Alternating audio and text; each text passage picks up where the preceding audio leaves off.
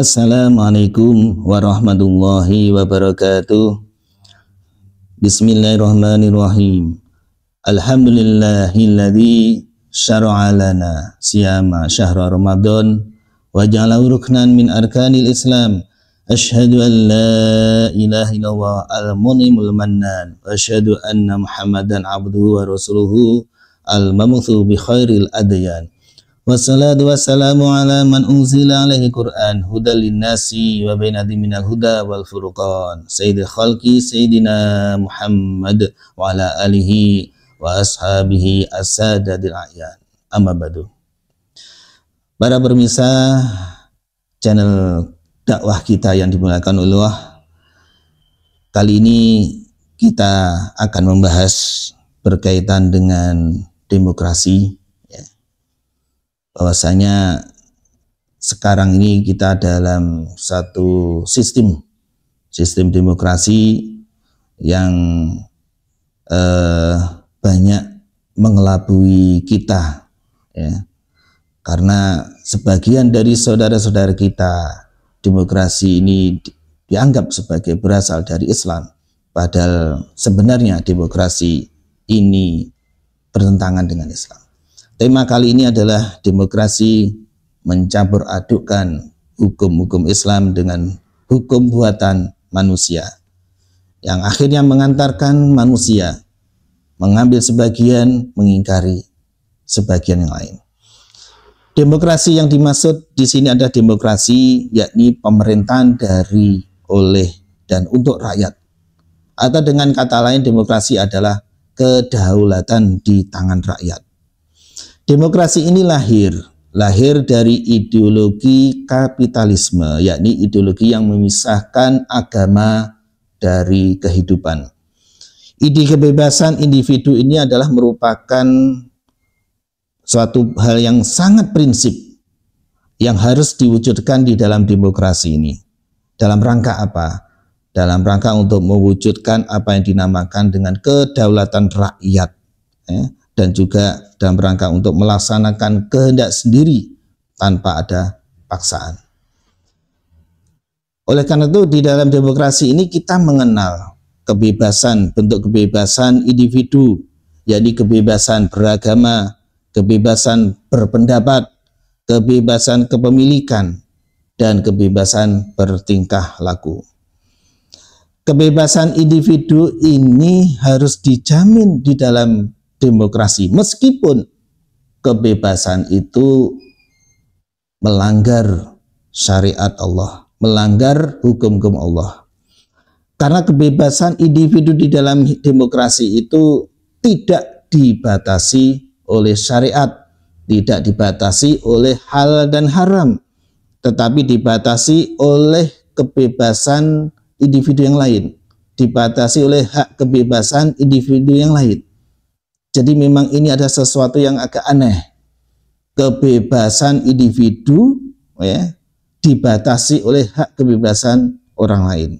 Satu batasan yang sama-sama tidak jelas. Kalau dibatasi dengan halal dan haram, sudah jelas di situ. Nah, di samping itu, di dalam demokrasi ini suara mayoritas, ya, suara mayoritas adalah merupakan sesuatu yang diagung-agungkan. Karena apa? Sebagai pintu, ya, pintu penentu kebenaran. Meskipun suara mayoritas tersebut bertentangan dengan syariat Islam, maka keputusannya adalah tetap diambil dengan suara yang banyak. Kalau suara yang terbanyak ini adalah suara orang yang tidak sholat, maka sholat 5 waktu itu tidak wajib.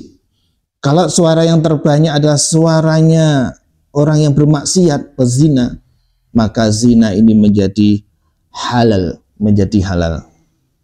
Nah, oleh karena itu kondisi demokrasi itu adalah, ya, seperti itu, suara yang terbanyak ini yang diagung-agungkan. Di samping itu juga di dalam demokrasi itu standar perbuatan masyarakat ini bukan lagi halal dan haram, tetapi adalah manfaat atau kepentingan. Sehingga banyak kalau kita lihat para politikus dan juga banyak partai politik yang bersifat pragmatis, yang bersifat oportunistik, ya, karena standar perbuatannya adalah manfaat atau kepentingan. Bisa jadi pada hari ini, ya, mereka berkolaborasi, ya, mereka bersama-sama, ya,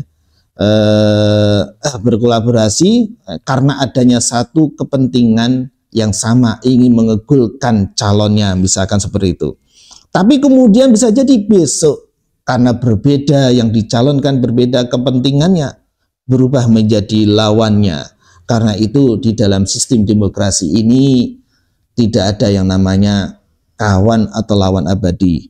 Yang ada adalah kepentingan abadi. Oleh karena itu standar perbuatan di dalam demokrasi ini adalah manfaat atau kepentingan. Apa yang terjadi? Kebenaran di dalam demokrasi ini sifatnya nisbi, ya, sifatnya relatif, tergantung pada kepentingan. Jika hukum-hukum syariat Islam ini sejalan dengan kepentingannya, maka kemudian diambil. Tetapi kalau syariat Islam ini bertentangan dengan kepentingannya, maka akan dibuang. Oleh karena itulah kita lihat bagaimana para politikus dan juga partai politik itu dalam menentukan sikapnya. Kita lihat bagaimana mereka juga mengambil jalan tengah ini yang lebih menonjol dalam menentukan sikap, dalam mengambil satu keputusan apapun yang terjadi untuk menyelesaikan semua persoalan. Misalkan ya terkait dengan zina atau terkait dengan minuman keras, ya. Satu sisi ada yang mengatakan tidak boleh, ini haram. Ya, dalam sisi yang lain ada yang membolehkan. Kenapa? Ini memiliki nilai ekonomi. Karena ada yang membutuhkan, ya, ada yang membutuhkan dari sisi ekonomi itu kan karena ada yang membutuhkan di situ. Ya, kemudian bisa diambil pajaknya untuk pemasukan kas negara, ya, bisa mengurangi pengangguran, ya. Oleh karena itu kemudian ada yang tidak setuju, ada yang setuju, kemudian diambil jalan tengah, maka minuman keras itu adalah legal hanya untuk tempat-tempat tertentu yang boleh menjual dan yang sudah memiliki izin. Aneh kan? Oleh karena itu yang tidak memiliki izin haram menjual. Menurut demokrasi haram menjual homer, haram menjual minuman keras. Ini jalan tengah. Ini sebenarnya mengibaratkan bagaimana seorang muslim ketika dalam sistem demokrasi ikut masuk ke dalamnya, dia akan mengambil sebagian, akan membuang sebagian. Kalau ini menjadi satu keyakinan dia, ini akan bahaya. Allah memberikan peringatan kepada kita surah An-Nisa 150 dan 151. Innal ladzina yakfuruna billahi wa rusulihi wa yuriduna ay yufarriqu bainallahi wa rusulihi wa yaquluna nu'minu bi ba'di wa nakfuru bima wa yuriduna ay yattakhidhu baina dzalika sabila ulaika humul kafiruna haqqan wa adadna lil kafirina adzaban muhinna. Sesungguhnya orang-orang kafir kepada Allah dan rasul-rasulnya dan bermaksud memperbedakan antara keimanan kepada Allah dan rasulnya dengan mengatakan kami beriman kepada sebagian dan kafir kepada sebagian yang lain, serta bermaksud dengan perkataan itu untuk mengambil jalan tengah di antara demikian itu, yakni iman atau kafir. Mereka lah orang-orang yang kafir yang sebenar-benarnya. Ya. Kami telah menyediakan orang-orang kafir itu siksaan yang menghinakan. Baik, itu yang bisa saya sampaikan, bahwasanya demokrasi ini adalah bertentangan dengan Islam. Maka siapapun yang masuk ke dalamnya, ya, maka akan bisa jadi dia akan menggadaikan akidahnya. Baik, itu aja yang bisa saya sampaikan. Wabillahi taufiq wal hidayah. Wassalamualaikum warahmatullahi wabarakatuh.